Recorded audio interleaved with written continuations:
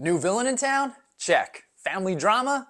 Double check. Can Spider-Man handle all of this and more? What's going on, Marvelites? I'm Joe, and today I'm talking about issue number 2 of Spider-Man Shadow of the Green Goblin, written by JMD, with art by Michael Maria and color by Chris Sotomayor. We ended the first issue learning that Norman Osborn technically isn't the first Goblin. In fact, one of his research assistants, Nels Van Adder, has been used as a guinea pig and has been turned into this hideous goblin monster and is unable to return to his human form. But at the end of that first issue, we learn that there's someone who can actually help Nels turn back into his human form so that he can be with his family. But of course, that specific someone wants something in return. And that someone is apparently the not dead Emily Osborn, who is Norman's late lamented wife and mother to Harry. And well, she wants her son back. But those aren't the only people we know who are missing loved ones from the first issue. Peter and Aunt May are continuing to struggle with the recent death of Uncle Ben. Not only that, but Peter is continuing to struggle with his new powers and responsibilities as Spider-Man. Now, in the last issue, we saw at times Peter was struggling with using his full powers because he didn't want to actually hurt people. In fact, there was a fight with the Proto-Goblin where Peter let up a little bit because he didn't want to send him to the hospital and seriously injure him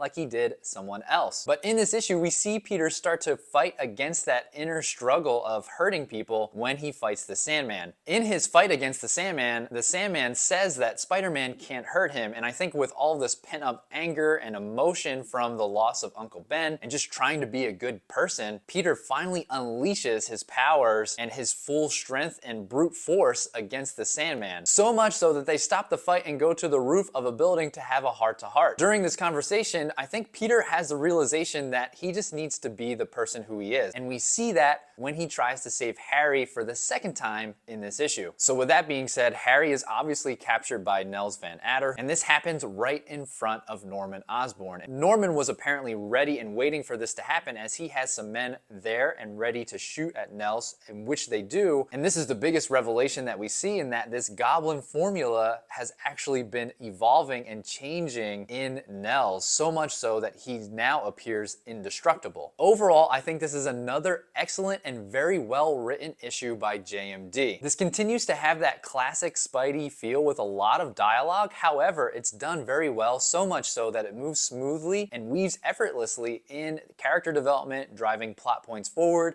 and action sequences. The art by Michael Maria continues to be absolutely incredible. This art has a very retro feel to it, which I really enjoy, but it's also somewhat updated for modern times. Now, some of my thoughts and theories on where this is going to go in the next 2 issues. Now, Harry has been captured and is with his mom. I don't think that he's seen his mom. He was just sleeping in a bed. And as we see Emily, his mom, approach over him, she looks somewhat worried and concerned, but also relieved that her son is now back with her. However, this last panel is kind of creepy. She has this like devilish look on her face, and I'm kind of curious to know why she actually wants Harry, because it almost looks like she's going to hurt him now. I'm not entirely sure why she would look like that, but my guess is that she's now going to use Harry as leverage for something that she wants from Norman. And with that being said, I truly don't think that she's going to get access to whatever antidote that she's promised Nels Van Adder to help turn him back into a human. And now that he's evolving, I don't know that said antidote would even work to help turn him back into a human. But I do think that